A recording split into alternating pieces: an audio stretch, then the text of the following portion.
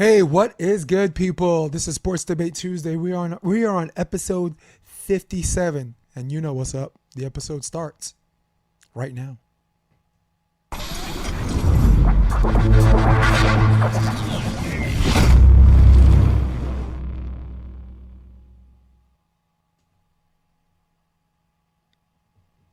I'm back. You're back. And you know what else is back? My voice is back. Last week, man, I felt like I was talking through a straw. But this week, I've got to give the people what they want. Rob, keep it. McLean, what's good, baby? What's happening, brother? Along with this man, Mr. McLean, I am Jason DeBiss. This is episode 57. Got a lot to talk about, man. We got some interesting topics today, of course. We're going to talk about the All-Star game, right? That's the elephant in the room, which I really hated the All-Star game like in previous years because it wasn't like the 90s where they actually played defense. But you got these money incentives. You have stuff like that. All of a sudden, every now and then someone's gonna block a shot, someone's gonna take a charge, and now you got now you got somewhat of a game. But I do like the format. We're gonna talk about that. We're gonna talk about a little FIVB, the qualifiers with today. So and the main draw is gonna start. The qualifiers were yesterday because it's Tuesday. And the main draw starts today, actually as of last night, 11 o'clock our time last night. So we're going to definitely chat about that. To shame or not to shame, Coach McDermott's on the hot seat. Got a quick question. Of course, we got our female athletes. We're going to salute because it's not only International Women's Day yesterday on Monday, but it's National Women's Month. So every week we're gonna salute an elite athlete or someone in sports of the opposite sex that might not, maybe is a trailblazer or maybe just does other things. But first things first. Rob, UFC 259.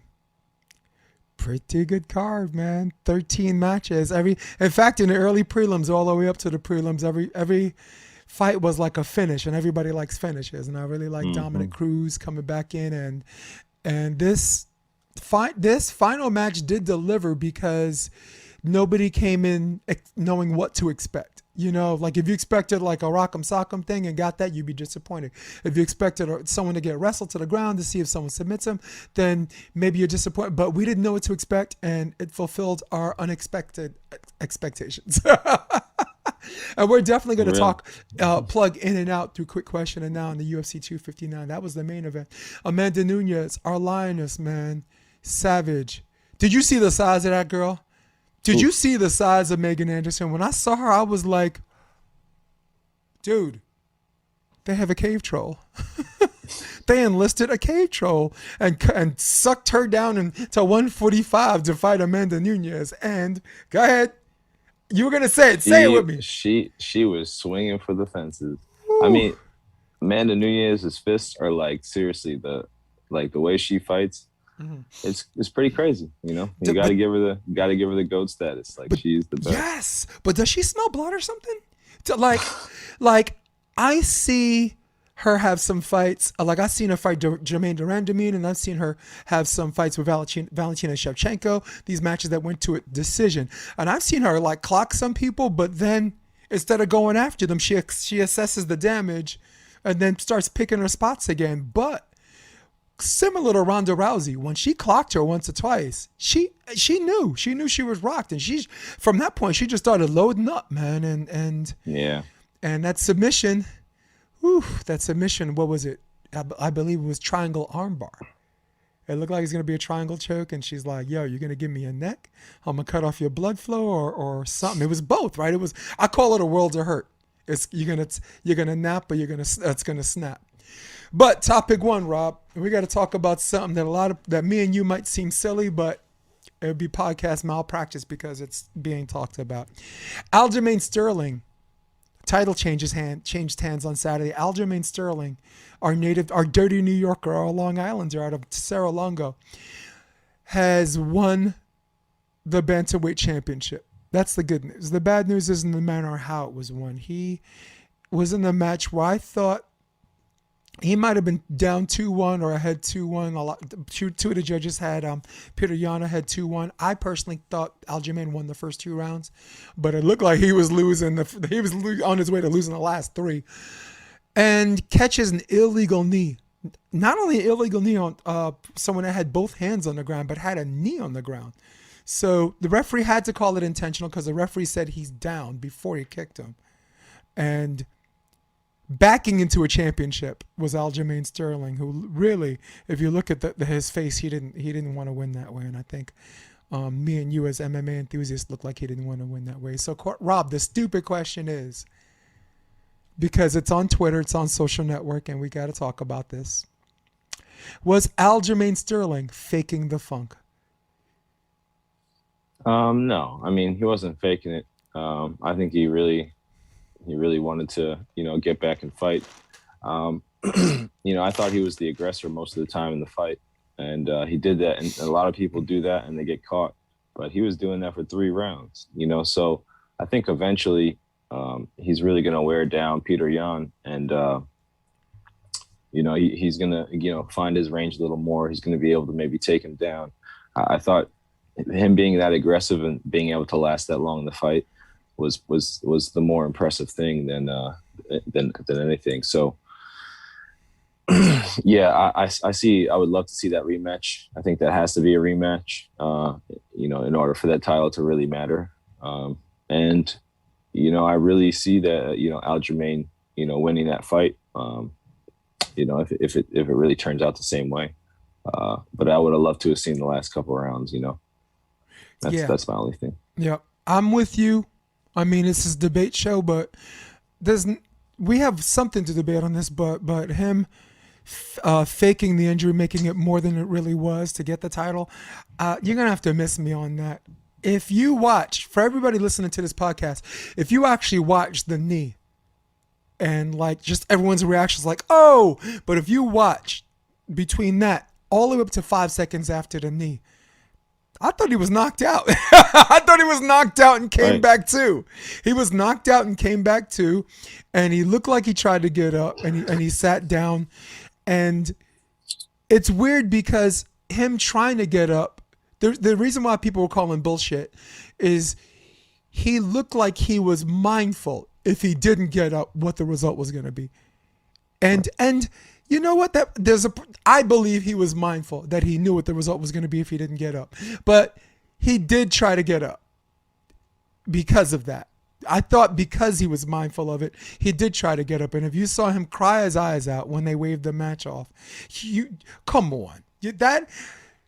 I saw TJ Dillashaw send a tweet saying, "And the Oscar goes to whatever and this and that." And I'm like, dude, you're gonna out your own people like that? You're gonna out your, go ahead. But that comes from like a snake dude, TJ Dillashaw, like is just the snake. Most yeah. So like of course you'd be thinking that way. I think it's just stay true to yourself, and if it really was that, then the fight's coming back to you and you better be prepared. If it wasn't that, then unfortunately you actually earned it, and now you're going to have to fight him again, and you're ready for that fight. I think it's going to be a great fight. I think it's going to be a lot harder to judge what's going to happen with Aljermain in the driver's seat mentally. You know what I mean? All right, so let me ask you this, since we're on this subject. I think, because now we're talking about, because we both agree the rematch is imminent. I mean, that would be MMA malpractice to not have that rematch. You think he's going to be like moving on? No, you move on to that rematch. I'm going to give you something I think Aljamain should do, is probably going to do to improve next time. I think he had such an adrenaline dump because of the excitement of being in a title match. He did gas, and he was in danger of getting caught in the 4th round. I did think he had a last win to survive all 5 rounds, like you said, and maybe even walk away 3-2. I don't know what the judges are thinking, but who the hell does? I think if he comes after him, he's gonna do a lot what Amanda Nunes does. He's gonna assess the damage, and then he's gonna pick his spots, because the Chael Sonnen once said, if you try to finish someone, you might lose a decision. If you go for the finish, you will lose a decision. Those were his words. It's a generalization, but I get it. What's something you think Peter Yan's gonna do differently in the rematch? I mean, just be more aggressive. Yeah. I think he was kind of waiting for Aljermain to be aggressive, and it kind of stifles his offense, which is, it's kind of like Amanda Nunez. Like, no one really takes the fight to her. Like Holly Holm kind of did, but she doesn't have the offense to back up her aggressiveness. But Amanda Nunez does greatest on her offense first, and then going forward, and she's like a boulder going downhill. Once she started, it's kind of hard to stop. Yeah. But that's what I feel like Peter Yan has to do. He has to get into his groove, like what makes him comfortable offensively, and fight that against Aljermain's offensive aggressiveness, as opposed to being defensive in the aggressive nature. It just doesn't work, unless you have to fight both sides of that game. You can't just be defensive. You can't just be offensive. You have to have that good balance. And when someone's being aggressive at you, and you just automatically are in your mind, I'm a defensive fighter. It kind of, if you don't throw the punches, you're not an offensive fighter. Yeah. It's just what it is. Well, we both thought that Peter Yan was going to wait out the storm, because we both thought Aljermain was going to come out the same way he did against Corey Sandhagen, which can get you caught. So you can watch tape and catch him trying to come in, or you can wait it out, and then when you think Aljermain has nothing left, you could finish him, and that's what it looked like Peter's plan was. But such a weird thing, man. Like, Khabib was there, and Khabib translated. Like, he looked at his corner like, should I kick him? And they said, yes, kick him. And he did. Bam! And they're just like, no. So the question is, do you think disqualification should change hands? The title should change hands on a DQ? Yeah, I didn't think that was that's really is it going to go to interim? I think it has to kind of, as a formality, it kind of makes sense, Hell yeah. Go ahead, because if it's not anybody's belt, then anybody can kind of fight for it next. Right. So I think it just makes it more of a formality that'll be a rematch. If the title didn't change hands because of a DQ, there'll be a whole bunch of Ric Flairs out there, dude. Ric Flair will be like, you know what? I'm losing this match. I'm going to hit him in the nuts. I get DQ'd. But I keep my belt, But I like the way the rules are. For the people listening at home, the MMA casuals who want to know more about this, in mixed martial arts, title matches are 5 rounds. So after the 3rd round, if someone gets hit like by an illegal hit, or if someone is unable to continue because of that activity, usually if it's not a DQ, they go to the judges' scorecards after the 3rd round. Before the 3rd round, into the 3rd round, it's a no contest. If it's unintentional and they're unable to continue, then it's a no contest. But if it's unintentional, in the 4th and 5th round, they go to the judges' scorecards and go from there. But this, the referee ruled intentional, and I thought he was right, and it was a DQ, and here we go, next match. Congratulations to the camp, Matt Serra, Ray Longo. They now have their 3rd champion. Strong Island represent. First it was Matt Serra beating George St. Pierre, beating one of the GOATs. And then it was Chris Weidman beating Anderson Silva, one of the GOATs. And now, Aljamain Sterling's got a lot to prove if he wants to keep that title should he beat Peter Yan again, and time will tell. But congratulations, they got a 3rd champ there. Women's International Women's Month, or Women's Recognition History Month, or Women's History Month, man. Gotta salute the lioness one more time, man. We can't say enough about this girl who's like, wow. Dominic Cruz, big up to him. Islam Makhachev submitted Drew Dober. He's in Khabib's camp, and he's I believe 7-1 in the UFC. He's 14-1 altogether. So that wraps up the UFC. Let's go, man. Anything you want to add to that pay-per-view, or? No, yeah, that's Amanda Nunez, man. That's that's best of all time. Yeah, man. They used to call Ronda Rousey the Instagram fighter. And they're like, why do you call it that? It's because the matches are so You don't want to fast. You can fight just Ben. catch it, right? You can just put it on Instagram, put it on a clip, you know? Well, Ronda's most impressive victory to me was Kat Zingano because I thought Kat was going to, that was just a tussle. And she wound up getting caught, man. I thought that would be more of a rumble, you know, rumble and tumble thing. But all right, so topic 2, we go to the NBA All-Star game. Basically, the question is this, Rob, did the All-Star game give the fans what they wanted to see? Yeah, I mean, honestly, at this point, I think anybody just wants to see, as much basketball as they can.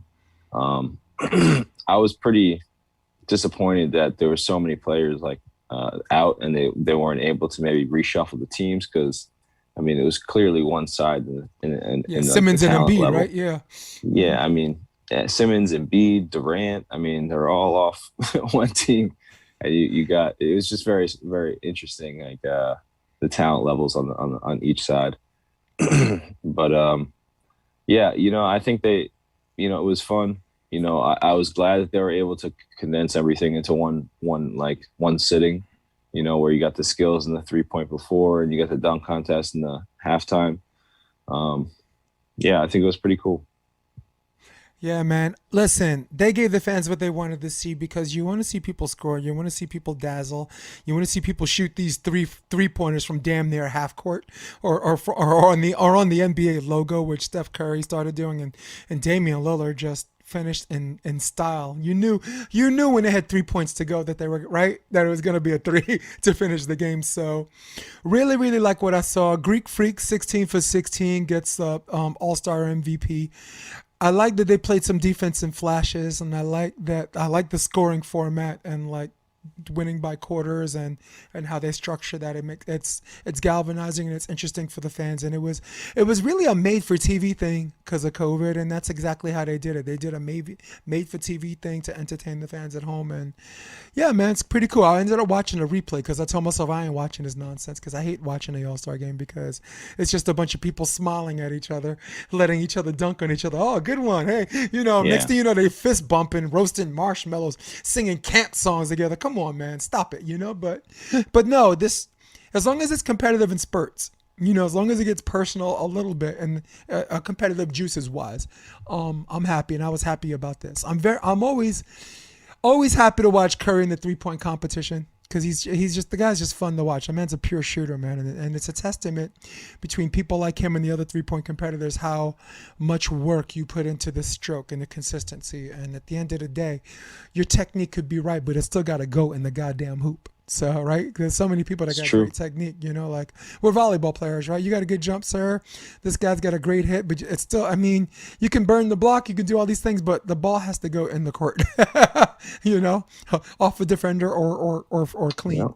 So, yeah. Anthony Simmons, dunk champ.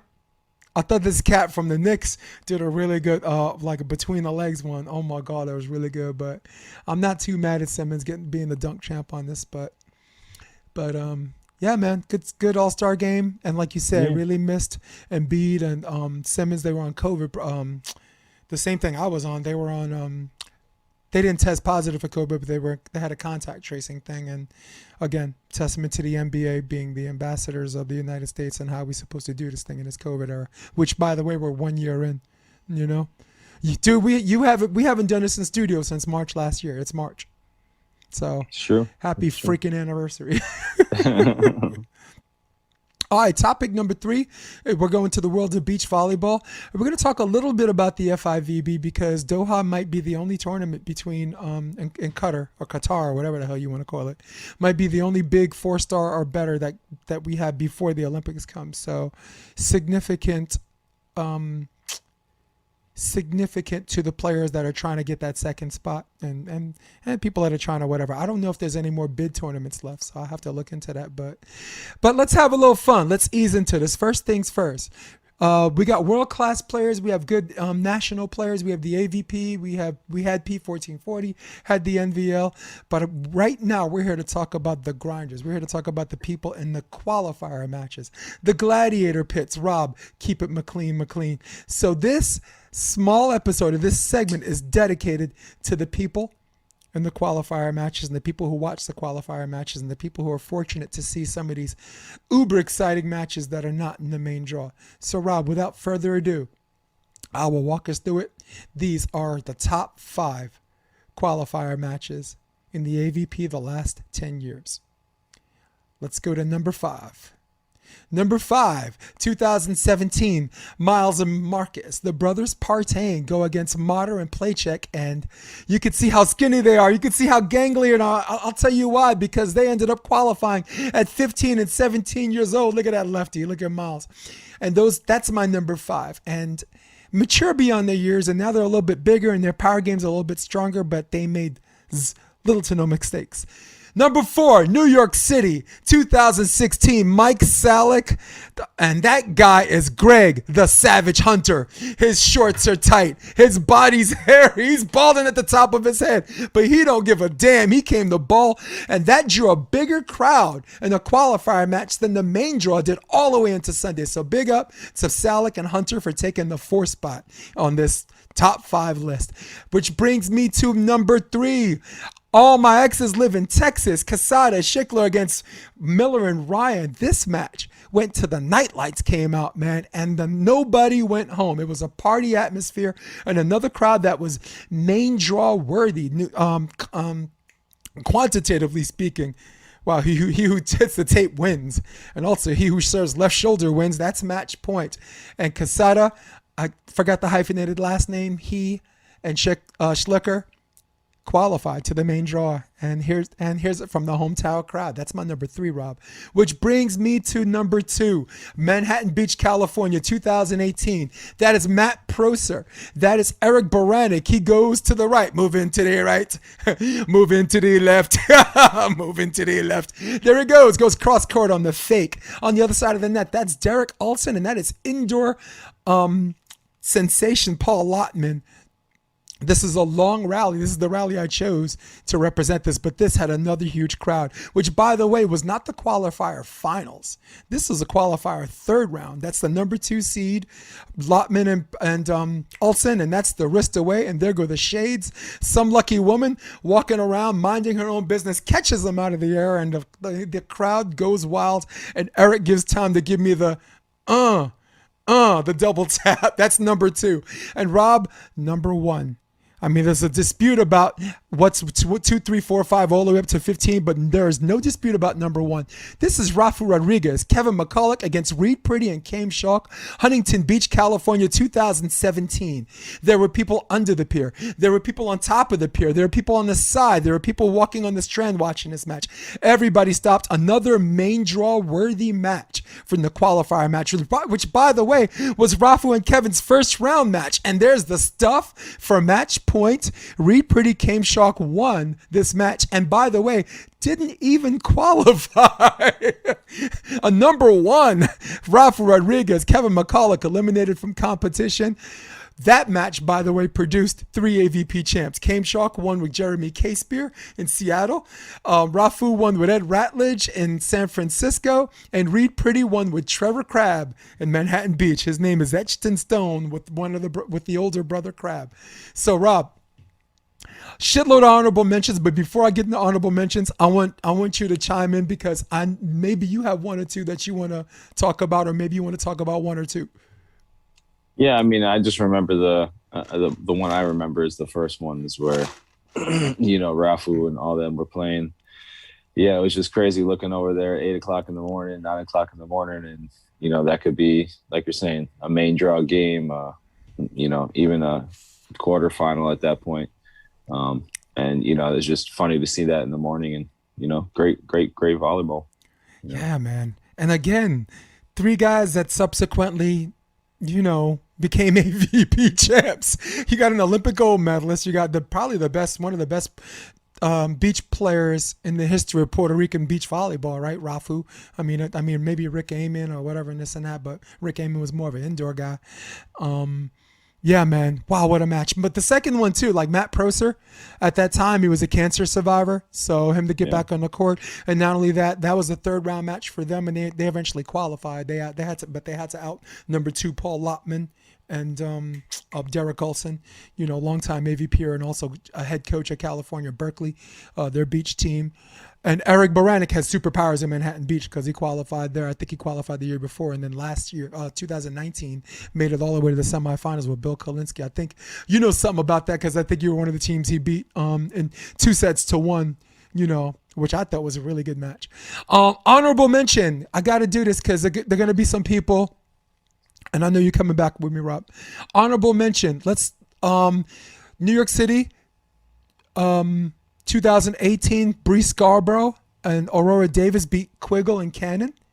Very good match, and they ended up beating Betsy Flint and Day the first day of the main draw, so 2-0. Honorable mention, Travis Murdo, Rafi Polis against Dentler and Marek. That was a match that was a second round.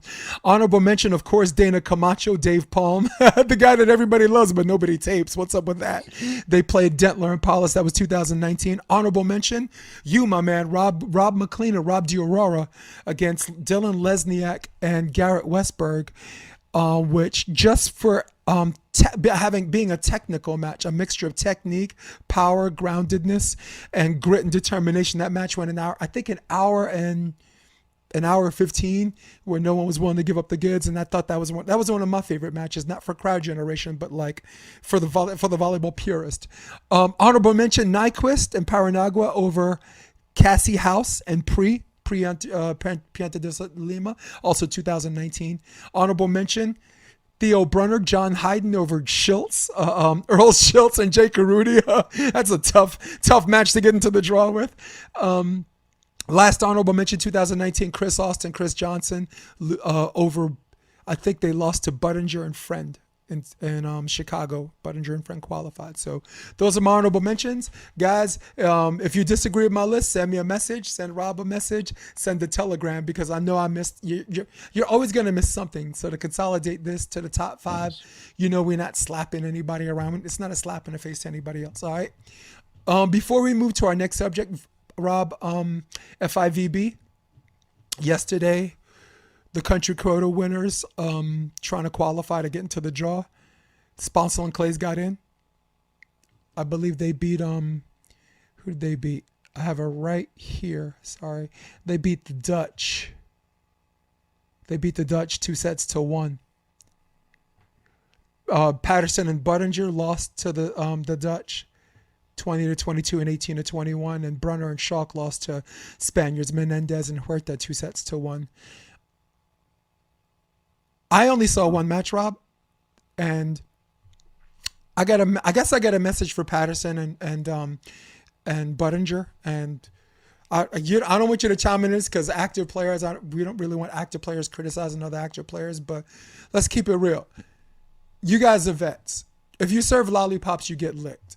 I don't know what your strategy was, serving straight to a guy and then mixing it up a little bit. You had to take a chance on this team. They ended up taking their lunch money because there's no way, because I've seen Casey Patterson serve tough. I've seen Buttinger serve tougher than that. And if they did, they're not losing these games 20-22 and 18-21, and they probably would have qualified. So a bit of a disappointment. And what did I put? I said, I basically, my comment was, could serve just space be any weaker? And I guess people could take that how they want to take that. For me, I criticize volleyball players with volleyball. So if that's personal, come see me, message me. We work that out. But for the people that listen to this podcast, I owe it to them to be honest. And I'm emotional. I'm a USA guy, Rob. So I'm emotional. I want them to get in. So of course I'm gonna be mad. I'm like, what the F are you doing? I'm a long-time coach. I'm a long-time commentator. So of course I'm gonna have an opinion on these things. So, but main draw started. When we get off this, I'm gonna check it out. It started Monday night, 11 o'clock p.m. our time. And the cool thing is, for the people that want to know where to watch it, FIVB has a YouTube handle. I think Center Court is shut down. They're not allowed to show that, I think, for contractual reasons. But Court 2, 3, and 4, You can catch those matches on that. I'm down with that. Yeah, man. But we're pulling for our people, right, Rob? I mean, right? Of course. You want to see Phil and Nick win. You want to see Kleiman and Ross win. You want to see. I definitely want to see Kerry and Sweat win. So cool. But that was it for volleyball. Let's go to topic number 4. Since I'm teching my own show, I need you guys to be a little bit patient with me because topic number 4. Get ready, Rob. You know what it is. It is, what do we call it? We call it to shame or not to shame. Here we go. Shame. Shame. Shame. Shame. Shame.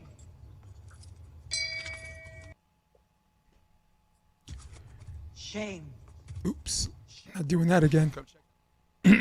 So, Rob, we could take a full minute on this or we could split the time, Rob. It's to shame or not to shame. I bring your attention to Creighton University men's basketball coach actually said during the timeout, actually, I think a speech to his team, he says, guys, we got to stick together. Actually, I'll do this. Guys, we got to stick together. We need both feet in. I need everybody to stay on the plantation. I can't have anybody leave the plantation. So those were his comments. Sorry, Rob, I keep messing up. Here we go. I did it again. There you go. All right. So, Rob, basically, let's do my scoreboard, and we're back. So, Rob, basically the plantation comment offended a lot of people, rubbed people the wrong way. He ended up apologizing, and it seems like the team is supportive of him. So, Rob, shame or no shame on this coach for this plantation reference? No, I mean, no shame. I mean, plantation isn't necessarily a bad word. It's just, in what way do you mean to use it? So, if other people feel a certain way about it, it's okay to just change a little bit and, maybe say the farm instead of plantation. It's not like a huge deal.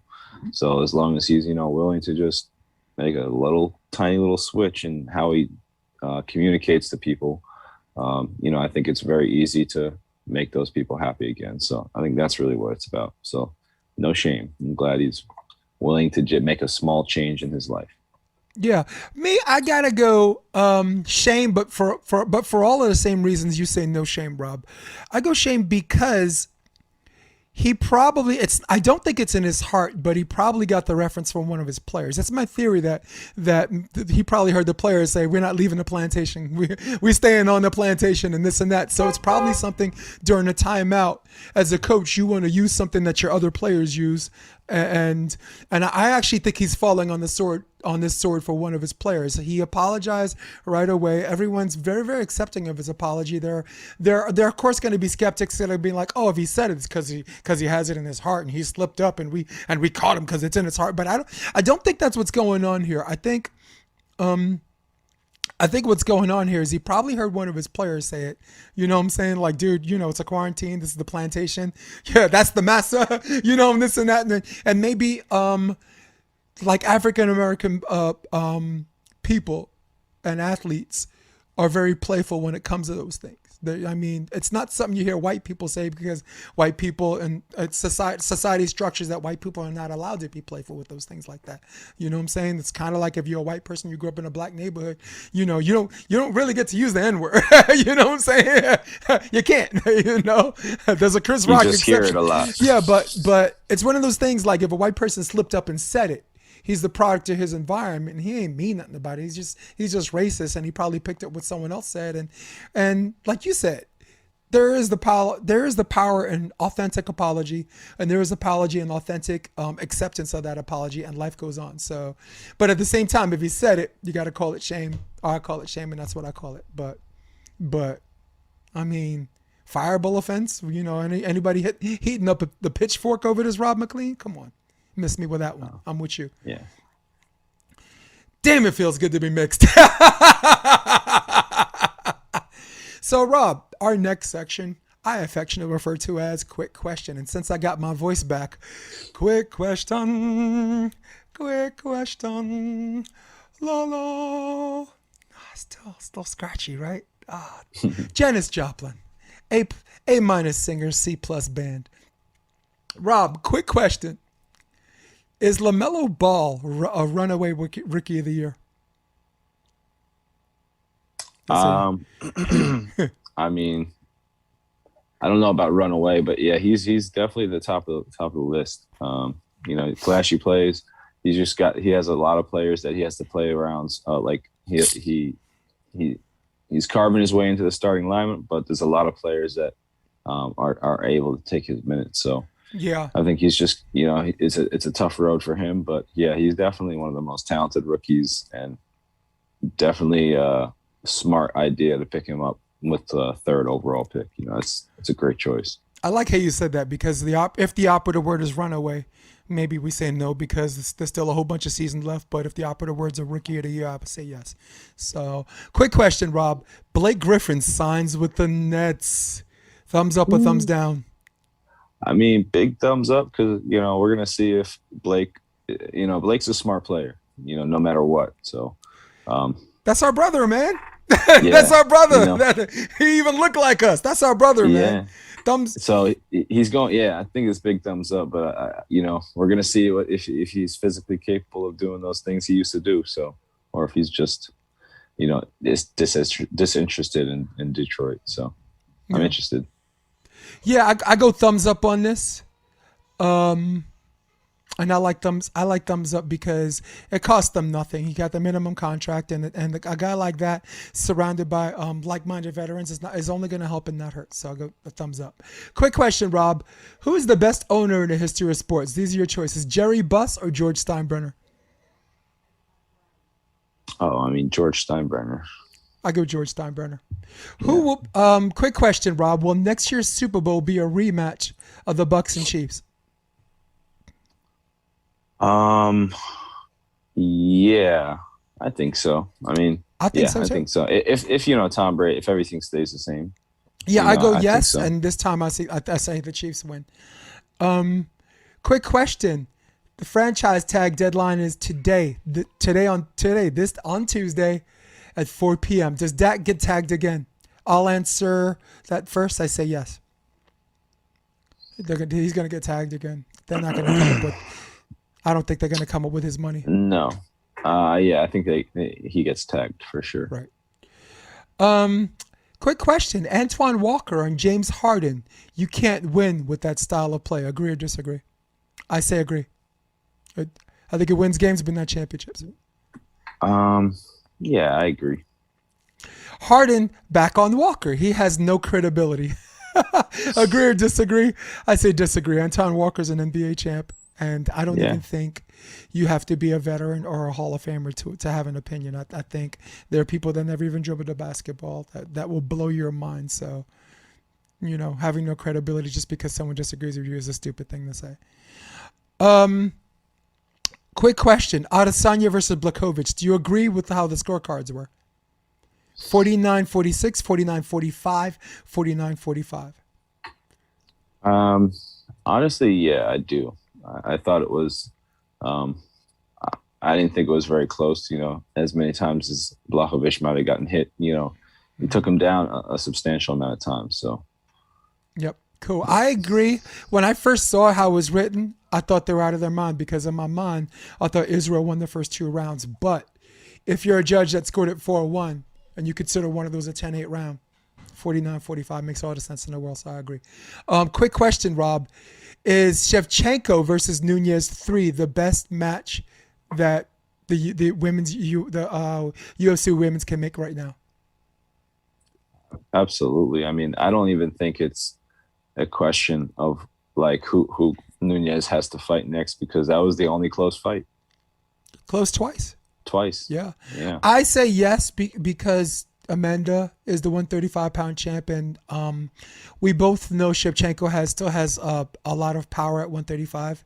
If she moved up, because reminding people that don't know who she is, she actually moved down to 125. She was originally 135 and did have a title shot against Amanda Nunes that we both agree was razor close. So, with no worlds left to conquer between both champions, let's make that money. Let's elevate women's MMA, Right. and two hotties and just two class acts and two people that know how to market themselves outside of the octagon. Let's make that happen. Quick question: Houston writer. A writer from one of the Houston media suggests the Texans are willing to trade Watson to the Cardinals for Kyler Murray. Is that a good? Would that be a good trade? I was thinking about this. I think it's a fantastic trade for both teams.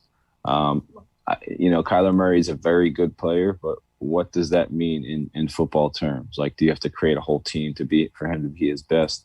Deshaun Watson is a beast. He's going to be an MVP caliber. He was already an MVP caliber player with pieces around him. So no question, if they can make that trade, they should make that trade. And for the least draft capital possible, you get Kyler Murray and maybe a 3rd round pick. That's a pretty good sign off for Arizona.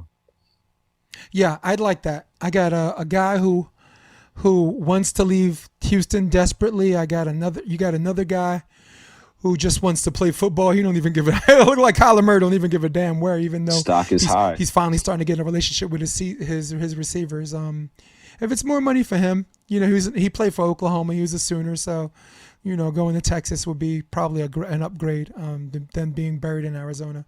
So I thumbs up that. So that concludes a quick question, ladies and gentlemen. We have one more thing before we go. In the spirit of Women's History Month, we promised you guys one female in the world of sports, if it's an athlete or just someone involved behind the scenes, that we want to give a shout out to, or a big salute. So my salute of the week goes to Billie Jean King. Billie Jean King, female tennis player, first openly gay player, at a time period where you were going to get really teased, if not just on a serious note, vilified for that. Really elevated women's tennis because there was a very sexist thing going back in the day. Like, women weren't making money, so they were basically doing tournaments for nickels and dimes. And she's one of the women that put her foot down. Like, no, I'm leaving this tennis UT whatever SA for this tennis company because they're paying me more, and it's gonna be on national TV. And then of course the battle of the sexes match for money seemed like an entertainment thing, but if you looked at the documentary behind the scenes, it was very, very serious business, because it was this was an ass whooping to this guy for women anywhere, because the guy was a good tennis player, but if he, who was not a pro, not even sniffing the top 100, top 200 or any professional, beats Billie Jean King in a match, it really crushes women's tennis forever. So it was defending her home base. It generated a lot of money, and it made other female tennis players step to the front, and that's just a small example of the many things she's done over a 2-decade period. So my salute goes to Billie Jean King. Yeah, I mean, mine would be, I haven't really watched a lot of women's boxing, but, I just was watching the other fight the other night, and I have to give her some shout out, the Carissa Shields fight. It made me very interested in being able to watch. Yeah. I was very interested, and, I think that's really what, the fighting industry, interests me, is where, you just watch a good fight, and you watch, two people, honed in their craft, or one better than the other, and you just watch art in a sense. And so I just wanted to give a shout out there, because you never hear a lot about women's boxing, and I think she's done a fantastic job. And I mean, it definitely got me interested in watching the fights more. So say the name again, I'll be baby. watching. Say it again. Carissa Shields. Carissa Shields, man. Great big up, man. And that's our salute for our women. We're going to do one every week until the month of March is over. And believe me, in your mind, you think you run out of women, but if you just close your eyes and open them again, they're hidden in plain sight. So that concludes. Before we go, Rob, before we shove off and say goodbye to everybody, is there something you'd like to say to the people? Stay happy, stay safe. Stay happy, stay safe. Rob McLean loves you people. All right. In fact, I think I love everybody this week too, Rob. Okay. So for everybody at home, for everybody on your iPad, for everyone on your iPhone, For everyone on your droid. For everybody on the desktop who runs the world. Old school. For Rob, keep it McLean. This is episode 57. I'm Jason DeBeas. We made it, bro. We're out. Come check out the Option Podcast on OptionVB.com. It's also available on iTunes and Spotify and on YouTube under the NY Varsity Sports handle. You're going to love what you hear.